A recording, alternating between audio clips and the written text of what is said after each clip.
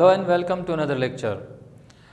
Last lecture में हमने discuss किया था कि हम किसी भी रिएक्शन के लिए Kc और Kp को कैसे फाइंड करते हैं। आपको याद होगा कि हमने कहा था कि Kc जो है now that is called equilibrium constant. ये तब हम डेराइव करते हैं जब हम रिएक्टेंट्स और प्रोडक्ट जो कि इक्विलिब्रियम स्टेट में होते हैं उनकी कंसंट्रेशन लेते हैं।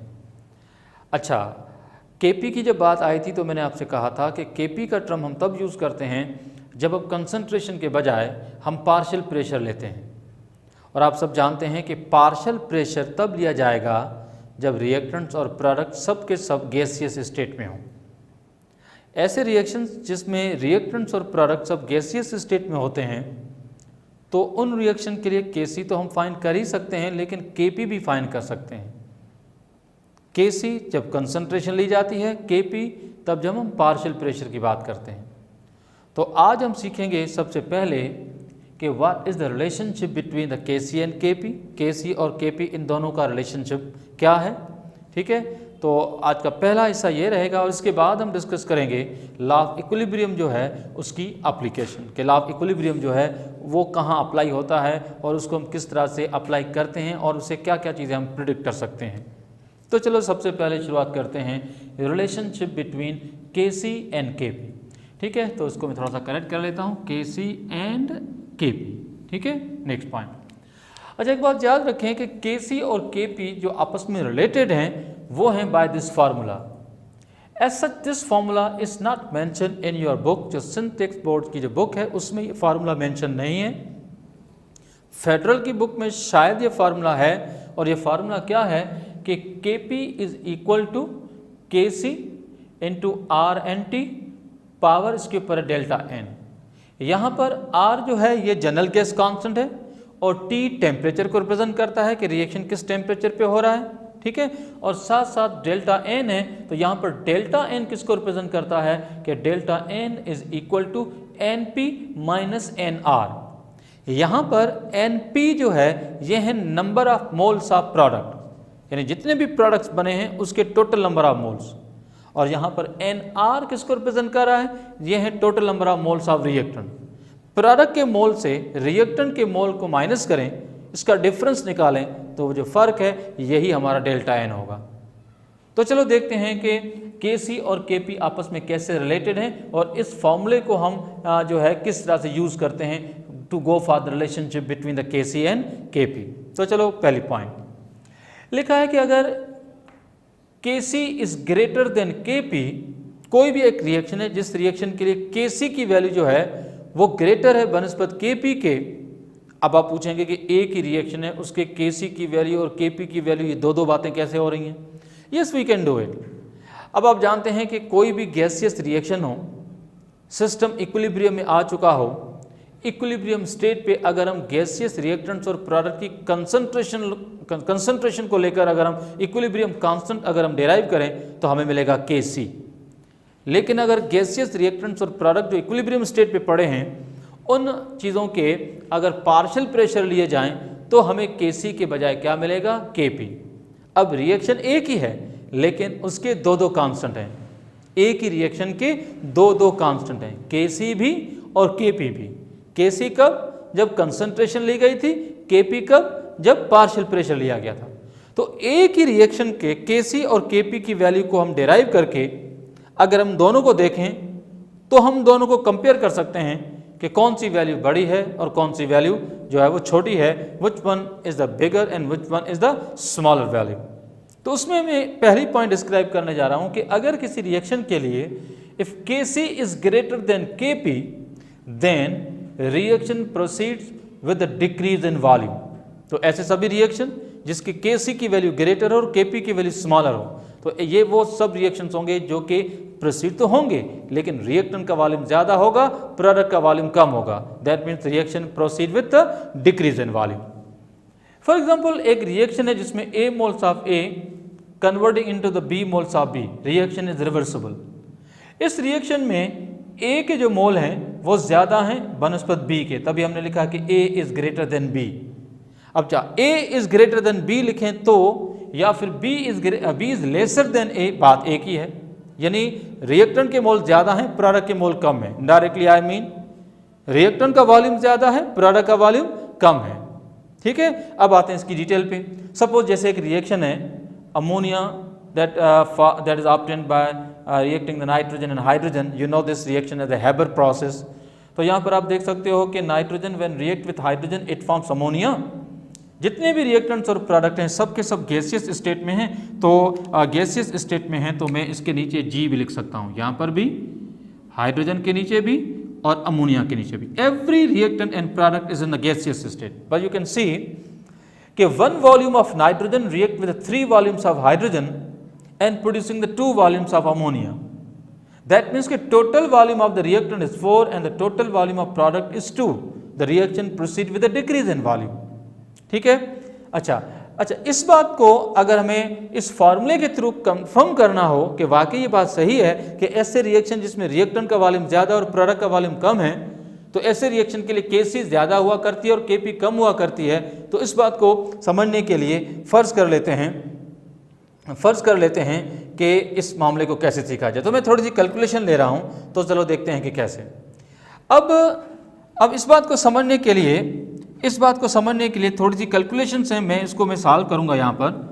तो फॉर एग्जांपल जैसे कि मैंने लिखा है कि for the reaction A is converting into B, ठीक है, reaction proceed with decrease in volume है, तो मैं यहाँ पर A को 2 कर लेता हूँ और B को 1 कर लेता हूँ सपोज। अब इस रिएक्शन के लिए Kc की वैल्यू जो है वो 0 डिग्री सेल्सियस पे है 10। 0 डिग्री सेल्सियस पे Kc की वैल्यू क्या है 10, और हमें फाइंड करना है कि इसके Kp की वैल्यू क्या है। तो उसके Kp की वैल्यू अगर फाइंड करनी है तो आप देखें कि इस रिएक्शन के लिए Kc की वैल्यू आप जानते हैं कि इस क्वेश्चन में मैंने 10 ली थी। अच्छा, R और T दोनों मैंने लिखे हैं, टेम्परेचर क्योंकि 0 था इसको केल्विन लिया तो 273, ठीक है, और R की वैल्यू है 0.0821। अब आप देखें कि रिएक्टेंट का मोल 1 है, प्रोडक्ट के मोल 2 है, तो 1 - 2 करेंगे तो आंसर आएगा -1। आंसर क्या आएगा? -1। अच्छा, इसको सॉल्व करेंगे तो आप देखें कि Kp इज इक्वल टू, आप जरा देखें, मेरे ख्याल में ये बात आप क्लियर समझ रहे होंगे, ठीक है। तो आप देखेंगे 10, ठीक है, 10, आप बताओ कि 0.0821, ठीक है, अगर इसको 273 से मल्टीप्लाई करेंगे तो हमारा आंसर आएगा 22.4 और इसकी पावर जो है वो -1। अच्छा, और ज़रा नीचे जाएं इस कैलकुलेशन को लेकर, तो आप ज़रा देखें कि Kp is equal to 10 divided by 22.4। अच्छा, 22.4 जो इसका पावर -1 था, अब नीचे गया तो इसका पावर क्या हो जाएगा? इसका पावर 1 हो जाएगा। अब 10 जो है, इस 10 को जो है 22.4 से क्या करेंगे? डिवाइड। जब डिवाइड करेंगे तो हमारा आंसर आएगा 0.446। अब बताओ कि जो हमारा आंसर आया है Kp का, वो Kc से ज़्यादा आया है या Kp से कम आया है? तो आप देख सकते हैं कि इस केस में Kp की वैल्यू Kc से जो 10 थी उससे कम आई है। तो ये बात प्रूव हो गई कि ऐसे सभी रिएक्शन जिसमें Kp की वैल्यू जो है वो कम और Kc की वैल्यू अगर ज़्यादा है, तो फिर ये मेरे ख्याल में बात क्लियर है कि ऐसे रिएक्शन हमेशा प्रोसीड होंगे तो with decrease in volume, reactant का वॉल्यूम ज़्यादा और प्रोडक्ट का वॉल्यूम कम होगा। तो ये हमारा है केस नंबर 1। ठीक, चलते हैं आगे। अब हमारा एक और ऑप्शन है बी।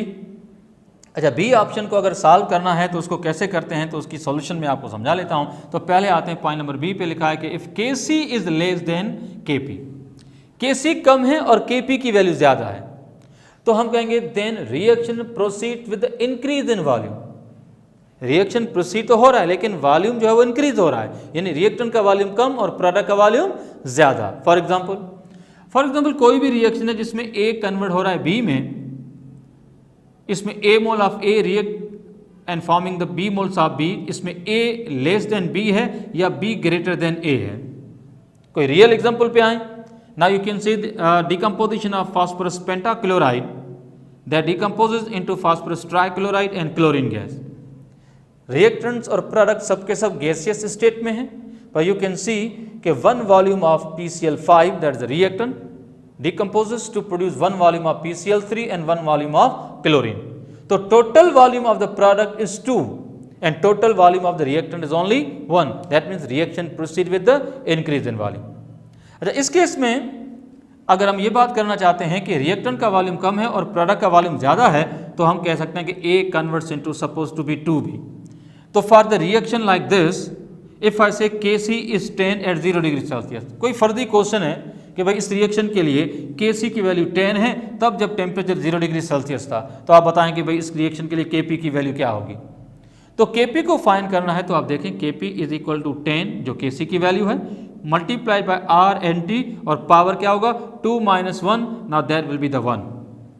अब हम जानते हैं कि R और T का जो प्रोडक्ट है वो 22.4 है और पावर इसके ऊपर क्या होगा 1, तो 1 पावर मल्टीप्लाई करेंगे 22.4 को सॉल्व करेंगे तो आंसर सेम रहेगा, multiply by 10 then finally we get the Kp that is 224।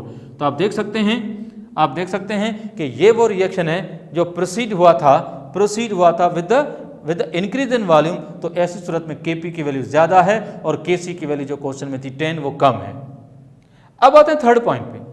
Third point जो है इसको अगर आप देखें तो लिखा है कि if Kc is equal to Kp then reaction proceeds with no volume change.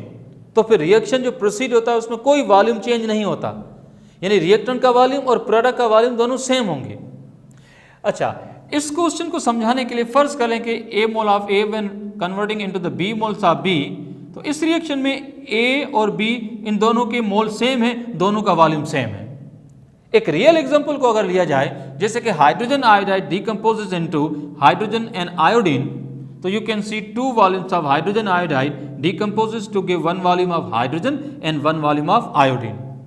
तो स्टार्ट हमने 2 वॉल्यूम से किया, तो टोटल वॉल्यूम ऑफ प्रोडक्ट भी आप देख सकते हैं वो भी 2 ही है, यानी there is no volume change from reactant to product. तो इस बात को कैसे डील किया जाए, तो आप देख सकें for reaction like A converts into B, आप देख सकते हैं वॉल्यूम सेम है।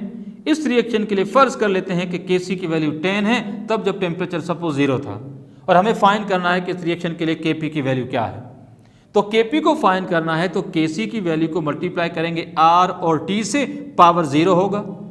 अब पावर 0 क्यों होगा, क्योंकि नंबर ऑफ मोल्स रिएक्टेंट और प्रोडक्ट के सेम है, डिफरेंस तो है ही नहीं नंबर ऑफ मोल्स में, तो पावर मैंने क्या ले लिया 0। 1 - 1 इज इक्वल टू 0, या 2 - 2 होता तो भी 0। ठीक है, तो इस केस में क्या करेंगे कि इन दोनों का जो प्रोडक्ट है वो तो 22.4 है लेकिन पावर 0 रहेगी।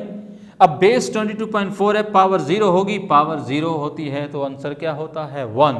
तो हम 1 को मल्टीप्लाई करेंगे 10 से तो आंसर 10 आएगा। तो इस रिएक्शन के लिए आप देखेंगे Kc की वैल्यू भी 10 थी और इस केस में Kp की वैल्यू भी क्या आई है, वो 10 ही आई है। तो याद रखें कि जब Kc और Kp दोनों इक्वल होते हैं तो रिएक्टेंट्स और प्रोडक्ट दोनों का वॉल्यूम क्या होता है, सेम होता है।